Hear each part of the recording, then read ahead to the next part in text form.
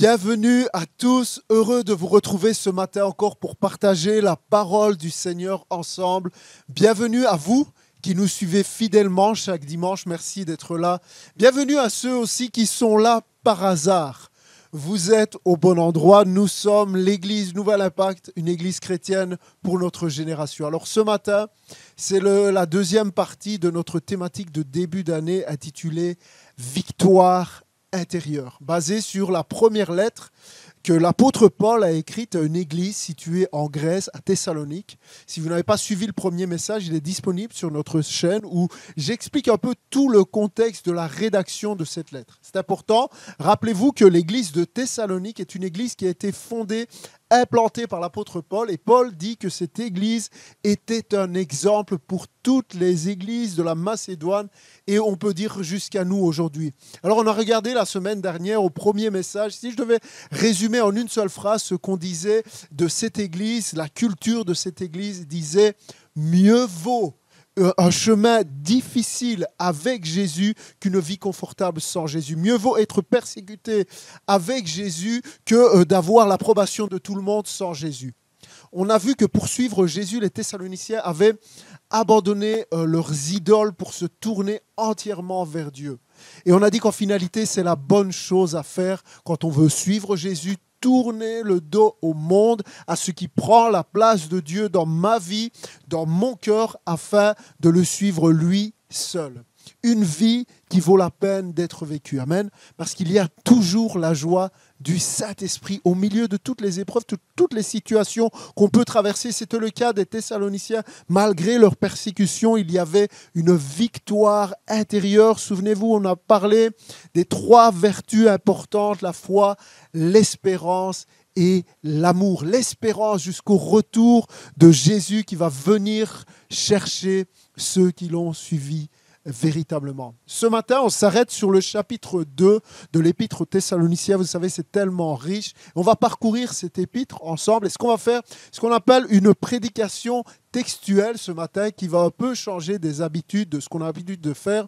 On va lire le texte au fur et à mesure et on va s'arrêter simplement pour approfondir certains thèmes, certains sujets. On va s'arrêter et laisser le Saint-Esprit nous parler, approfondir la parole de Dieu, la méditer ensemble. Je crois que ça va être magnifique ce matin. Alors on peut commencer avec le verset 1 du chapitre 2, où l'apôtre Paul continue sa lettre et il dit « Vous savez vous-même, frères et sœurs, que notre arrivée chez vous n'a pas été sans résultat. » Paul parle du fruit de son travail à lui et à Silas, des résultats de leur témoignage à Thessalonique. Verset 2, « Après avoir souffert et avoir été maltraités à Philippe, comme vous le savez, nous avons pris de l'assurance en notre Dieu pour vous annoncer l'évangile de Dieu à travers bien des combats. » Et Paul est en train de rappeler aux Thessaloniciens, on en a parlé la semaine dernière, rappelez-vous, Paul et Silas, à leur arrivée à Macédoine, à Philippe, avaient été persécutés, ils avaient été maltraités. La foule s'est littéralement soulevée contre eux. Ils leur ont arraché leurs vêtements, ils les ont battus et jetés en prison. Je ne sais pas si vous pouvez vous imaginer une foule de gens qui se jettent sur eux à coups de poing, à coups de pied, à coups de bâton. C'est ce que Paul et Silas ont subi. Et Paul ne cache pas sa souffrance, les combats, les angoisses. Il dit après avoir souffert, après avoir été maltraité à Philippe. Et il dit, nous avons pris de l'assurance en notre Dieu pour vous annoncer l'évangile. Alors, j'aime ça, prendre de l'assurance en Dieu ou reprendre courage en Dieu.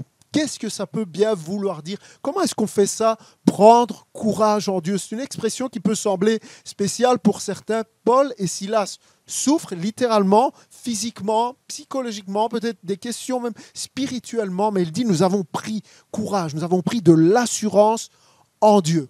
Vous savez, avoir de l'assurance, avoir du courage, être sûr de soi, c'est une bonne chose. Et il y a plein de gens qui sont capables de beaucoup de courage, d'assurance, d'héroïsme. Mais ce n'est pas de ça que Paul est en train de parler. Il dit en Dieu, prendre de l'assurance en Dieu, venir chercher ton assurance en Dieu quand tu es au bout de toutes tes ressources. Alors, je voudrais partager avec vous 2 clés ce matin pour apprendre à prendre de l'assurance en Dieu.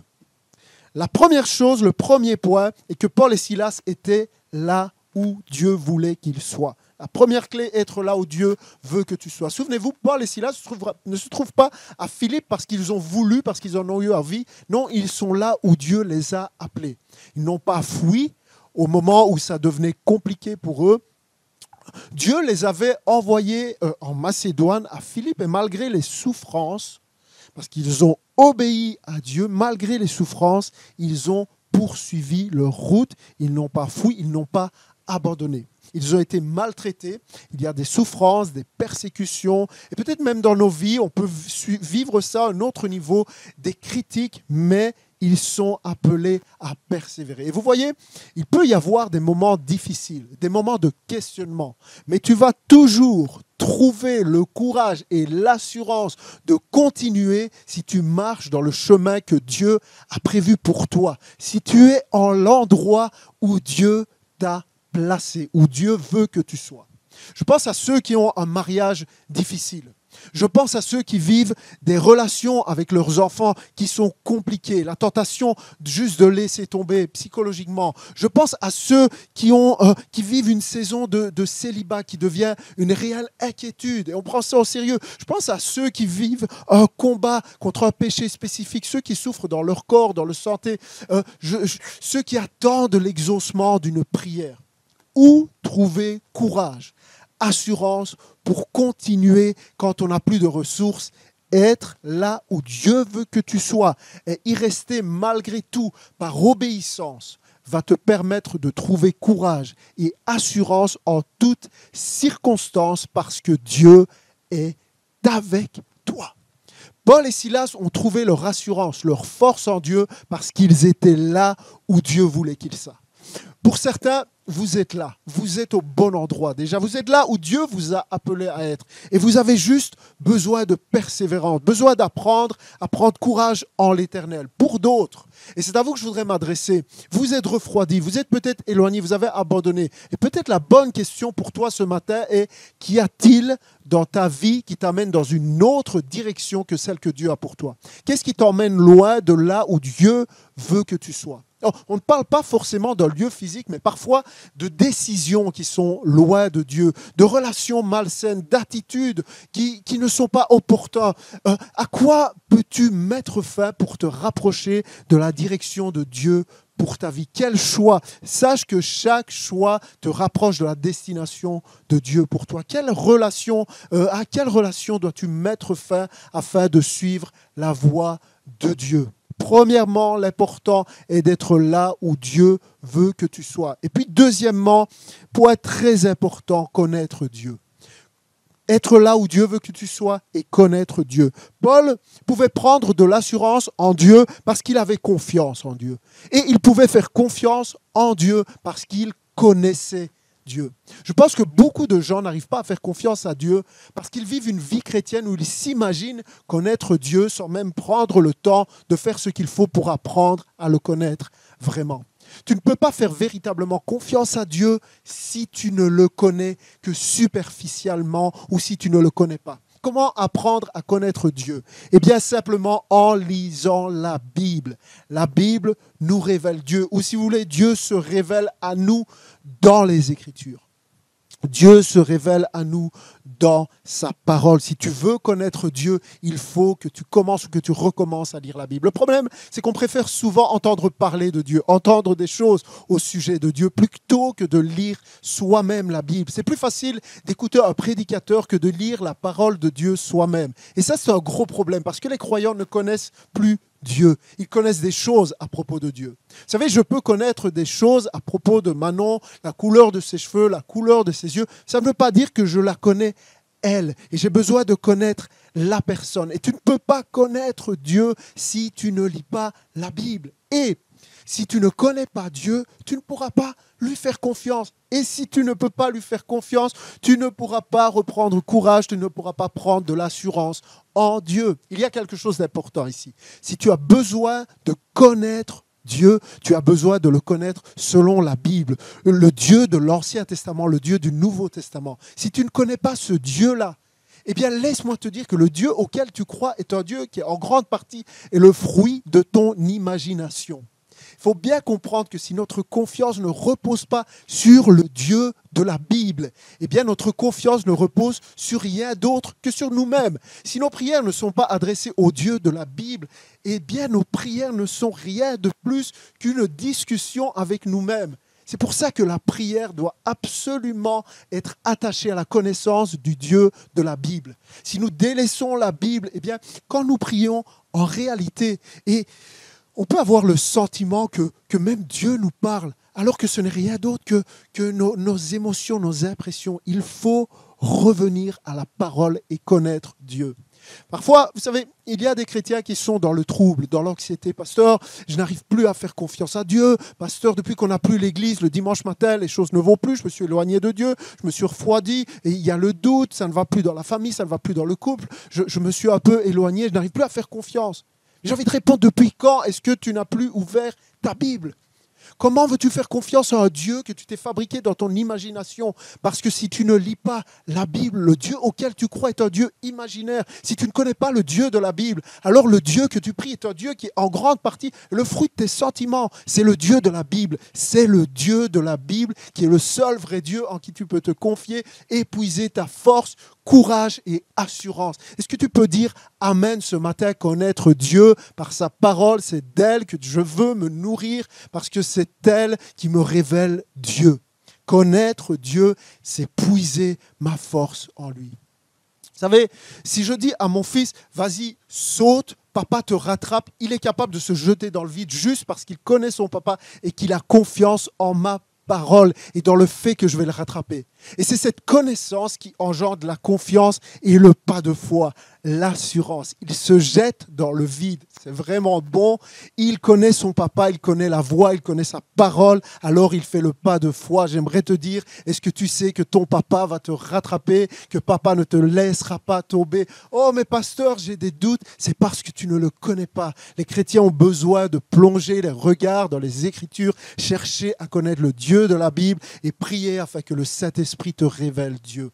Parce que la connaissance de Dieu produit la confiance et la confiance produit l'assurance. Amen. Demande au Saint-Esprit, prie, ne te laisse pas de répit, plonge tes regards dans sa parole avec persévérance. Achète une Bible ou dépoussière ta vieille Bible que tu as oubliée dans un coin. Commence un plan de lecture. Oh, peut-être certains diront, je ne comprends pas la Bible, j'ai déjà essayé. Continue, persévère. C'est compliqué, mais accroche-toi, cherche, demande, apprends, nourris-toi, fixe-toi des objectifs, mais cherche Dieu, c'est la meilleure chose que tu puisses faire. Tellement d'exemples. Je ne sais pas vous, mais David m'inspire. Quand je lis les psaumes, je suis comme frustré, presque jaloux de voir et de ressentir cette proximité entre Dieu et David. Quand David parle à Dieu, tu as l'impression qu'il connaît Dieu. Il y a une telle intimité qui ressort de ses paroles. Il parle de quelqu'un qu'il connaît.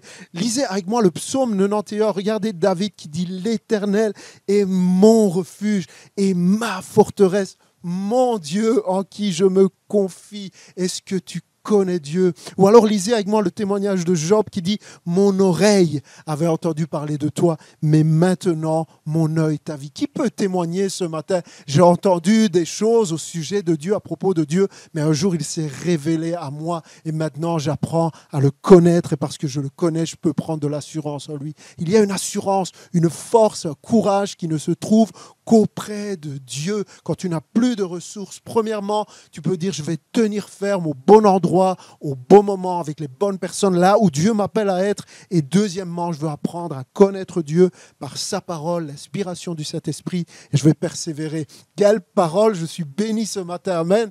Dieu combattra pour toi et avec toi. Paul dit, j'ai pris de l'assurance en Dieu. Continuons, verset 3. Paul écrit, « En effet, notre prédication ne repose ni sur l'erreur, ni sur des motifs impurs, ni sur la ruse. Mais puisque Dieu nous a jugés dignes de nous confier l'Évangile, nous parlons non dans l'idée de plaire à des hommes, mais pour plaire à Dieu qui éprouve notre cœur. » Ici, Paul parle des bonnes et des motivations, des bonnes et des mauvaises motivations qui peuvent animer quelqu'un qui prêche l'Évangile.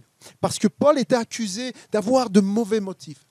Et je crois que plus que jamais, nous avons besoin de discernement par rapport aux motivations de ceux qui se disent serviteurs de Dieu. Alors n'importe qui poste des vidéos sur les réseaux sociaux et s'autoproclame pasteur, enseignant, apôtre, prophète, bishop. Les chrétiens ont besoin de discernement. Je suis toujours stupéfait de voir tellement de croyants aller chercher sur Internet des conseils spirituels sans même se poser la question, mais quelles sont les motivations de celui qui parle, de celui de qui je prends cette nourriture?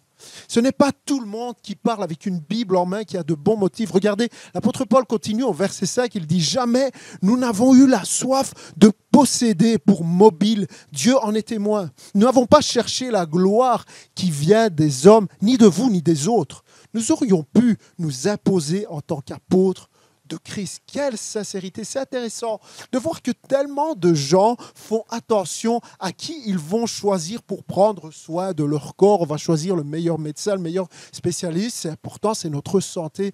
Et puis quand il s'agit de notre âme, tu vas chercher n'importe qui sur Internet, n'importe qui au coin de ta rue, un petit groupe qui est trop spirituel pour se soumettre à une église, à un pasteur. Ayez du discernement, soyez plantés dans l'église, prenez de la bonne nourriture. Regardez les versets suivants.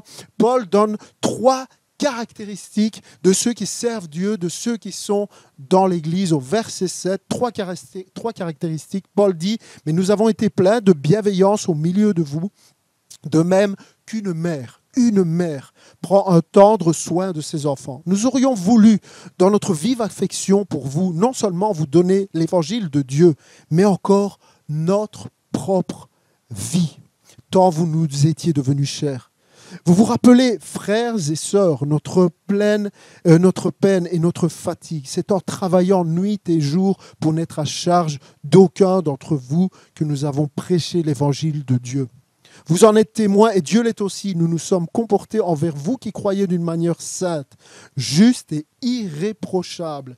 Et vous savez aussi que nous avons été pour chacun de vous ce qu'un père est pour ses enfants. De même qu'une mère. Versets 7 et 8, une mère. Il parle de la tendresse d'une mère. Et le mot qu'il utilise, c'est un mot très fort, un tendre soin. C'est tellement fort et presque...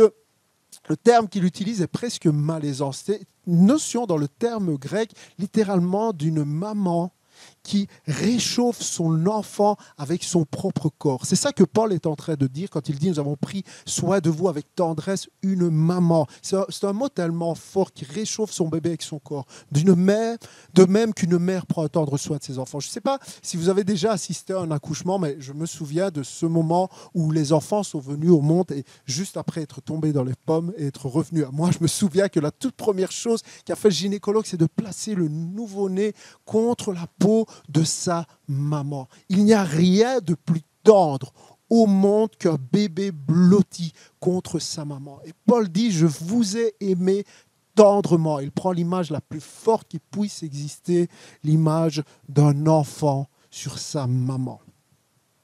Je vais vous lire une citation de Tim Keller dans son livre « Une église centrée sur l'évangile ». Il dit ceci: « Le vrai secret d'une mission fructueuse et efficace dans le monde, c'est la qualité de notre communauté. » Écoutez ceci. « Un caractère exceptionnel ne prouve pas que le christianisme est vrai. L'athéisme et beaucoup de religions peuvent produire des héros doué d'une grande morale peu connue. On n'a pas besoin de Dieu pour être moral. En revanche, ce que l'athéisme et les autres religions ne peuvent reproduire, c'est le genre de communauté d'amour que l'Évangile produit. Et Paul parle mère, une mère. Jésus déclare que c'est grâce à notre profonde unité que le monde saura que le Père l'a envoyé et qu'il nous a aimés comme le Père l'a aimé. Jésus déclare que le principal moyen par lequel des gens croiront que les chrétiens ont trouvé l'amour de Dieu, c'est en voyant la qualité de leur vie communautaire. Notre témoignage, notre communauté, l'amour que nous avons les uns pour les autres est un témoignage puissant. Il n'y a rien de plus puissant. Paul prend l'exemple d'une mère. Deuxième caractéristique, il dit comme un frère. Versets 9 et 10, vous vous rappelez, frères et sœurs, notre peine, notre fatigue, c'est en travaillant nuit et jour sans être une charge à chacun d'entre vous. Des frères, une mère et des frères et sœurs. Vous savez, je pensais aux bénévoles, aux volontaires qui travaillent au sein de notre Église et dont je fais partie. Ceux qui peuvent dire comme moi, littéralement, nous travaillons nuit et jour, sans être à charge à personne. Parce qu'ils ont compris quelque chose d'important et j'aimerais que vous puissiez retenir cette phrase, l'évangile vaut la peine de se donner de la peine. Et je suis heureux de voir que de plus en plus d'hommes et de femmes nous rejoignent dans ce désir de servir Dieu, des hommes et des femmes qui ont compris que l'évangile vaut la peine de se donner de la peine. Il y a cette dimension de courage dans le service, il y a cette dimension de priorité, d'investissement personnel, notre peine et notre fatigue pour servir comme une mère, comme un frère, comme une sœur. Et puis au verset 11 et 12, Paul dit, « Vous savez aussi que nous avons été pour chacun de vous ce qu'un père est pour ses enfants. » Un père, et il y a cette notion d'accompagnement, d'encouragement. Paul ne parle pas de ce père qui sait seulement faire des reproches et taper sur la tête de ses enfants avec une Bible. Ce n'est pas de ça qu'on parle, mais d'un père qui accompagne, qui corrige parfois, mais qui console, qui enseigne, qui explique, qui est là. Peut-être certains vont dire, « Oh mais pasteur, je n'ai pas besoin d'un père. Dieu est mon père, notre père qui est aux cieux. » Bien sûr, mais Dieu veut que chacun d'entre nous, nous puissions être comme des mères, comme des frères, comme des sœurs et comme des pères. Cette victoire intérieure que Dieu nous a acquise change notre attitude. Parce que nos attitudes ont plus d'impact que nos paroles. Et je termine bientôt, mais pensez à ceci. L'importance d'une victoire intérieure donne des résultats, fait toute la différence dans ce monde. Vous savez, dans ce monde, on peut être connu pour notre talent, pour notre savoir-faire, pour notre savoir, et être reconnu pour cela et applaudi pour cela, tout en ayant un caractère exécrable. Je peux être un excellent artiste et avoir un mauvais caractère. Les deux choses sont différentes. On ne va pas faire attention à ça dans le monde, ces deux choses. Mais voyez, quand il s'agit de l'aspect spirituel, quand il s'agit du monde chrétien, ça ne fonctionne pas comme ça. S'il n'y a pas le caractère, l'attitude, le courage, la persévérance, alors il n'y aura pas l'impact, il n'y aura pas le fruit. Dans le travail spirituel, le caractère de l'ouvrier décide comme nulle part ailleurs de la qualité de son œuvre. Paul termine bientôt.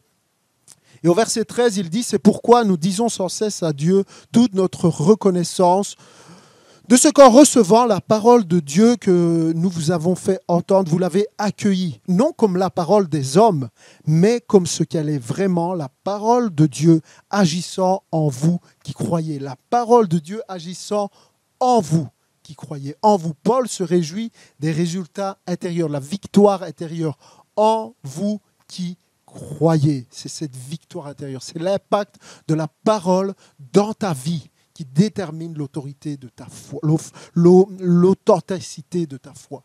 L'impact de la parole. Oh, j'aime cette définition que des théologiens sont parvenus à rédiger. Qu'est-ce qu'un chrétien? Ils ont dit un chrétien est un homme ou une femme qui reconnaît l'autorité de la parole de Dieu et y soumet sa vie. Un chrétien est un homme ou une femme qui reconnaît l'autorité de la parole de Dieu, la Bible, et y soumet sa vie. Un chrétien, ce n'est pas seulement quelqu'un qui a levé sa main un dimanche matin parce qu'il a été touché dans ses émotions par le message ou par la louange. Un chrétien n'est pas seulement quelqu'un qui a récité une prière de salut comme une formule magique. Un chrétien est un homme, une femme qui reconnaît l'autorité de la parole de Dieu. Tu veux savoir si tu es un chrétien? Tu veux savoir si tu es vraiment un chrétien? Est-ce que tu reconnais l'autorité de la parole de Dieu dans ta vie et est-ce que tu t'y soumets? Alors peut-être certains, mais pasteur, on est un peu carré ce matin, est-ce qu'on ne pourrait pas un peu nuancer? Mais vous savez, je n'ai aucune raison de diluer l'évangile, je n'ai aucune raison d'essayer de vous plaire ce matin. Comme Paul, je n'ai rien à gagner. Parce que finalement, pour moi, vous savez, peu importe que vous trouviez que mes messages soient cool ou pas, quand je rentre à la maison, j'ai une femme qui m'aime, j'ai 2 enfants pour qui je suis un héros, mon souci est de vous annoncer le plus clairement possible la parole de Dieu, afin que vous sachiez si vous êtes un chrétien, si vous êtes sur un chemin qui mène à la vie ou sur un chemin qui mène à la mort, et vous donner la voie et vous donner l'espoir, car c'est possible pour toi aussi de suivre Jésus et d'être un disciple. Verset 14, Paul dit, « De fait, vous, Frères et sœurs, vous êtes devenus les imitateurs des églises de Dieu qui sont en Jésus-Christ en Judée, parce que vous aussi, vous avez enduré de la part de vos propres compatriotes les mêmes souffrances qu'elles de la part des Juifs. Vous savez, les résultats de l'évangile dans une vie n'est pas seulement le salut, mais c'est la persévérance dans la souffrance. Et je vais vraiment terminer avec ceci, et je sais que ça fait 3 fois que je termine ce matin, mais je termine. Vous savez, depuis 1 an maintenant, l'Église mondiale passe par une épreuve qui, je pense, révèle la nature de la foi et la persévérance de chaque chrétien.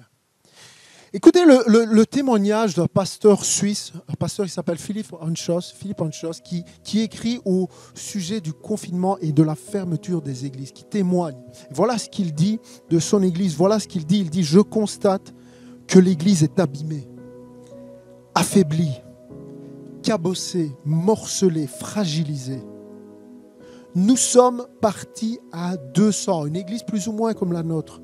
Nous sommes partis à 200, nous arrivons péniblement au tiers. Ce qui a été patiemment tissé au cours des dernières années semble anéanti. Une église à 200 qui se retrouve à 60 un an plus tard. Cette persécution révèle, met en lumière l'authenticité de la foi de chacun. Paul nous rappelle, le résultat de l'évangile dans une vie, ce n'est pas seulement le salut, mais c'est la persévérance dans l'épreuve, c'est la victoire intérieure. Et moi je me dis, où est-ce qu'on en est à Nouvel Impact ? Est-ce que cette épreuve a eu raison de beaucoup d'entre nous ? Est-ce que cette épreuve a eu raison de notre foi ? Le nombre de gens qui me disent « Non, pasteur, je ne suis plus les cultes en ligne, c'est pas la même chose, j'aime pas suivre la louange sur un écran, ou je m'endors, ou je suis distrait par les enfants. Peut-être tu devrais aller dormir plus tôt, afin de ne pas t'endormir pendant le culte. Peut-être tu devrais discipliner tes enfants, mais on devrait remercier Dieu pour ce moyen incroyable qui nous permet de continuer à rester connectés, à grandir et à recevoir la direction de Dieu pour l'Église. L'Église de Thessalonique traversait une épreuve terrible. Ils étaient séparés de l'apôtre Paul, mais l'Église continuait à grandir. Raison pour laquelle je pense que l'Église ne doit pas seulement subsister, survivre, mais l'Église doit grandir durant cette persécution. Et on ne sait pas pour combien de temps on en a, mais nous devons persévérer dans la communion fraternelle et dans la croissance. Et Paul termine, et je termine aussi, et il termine le chapitre 1 comme il termine le chapitre 2, avec une simple phrase que je pourrais résumer comme ceci. Jésus revient. Es-tu prêt ?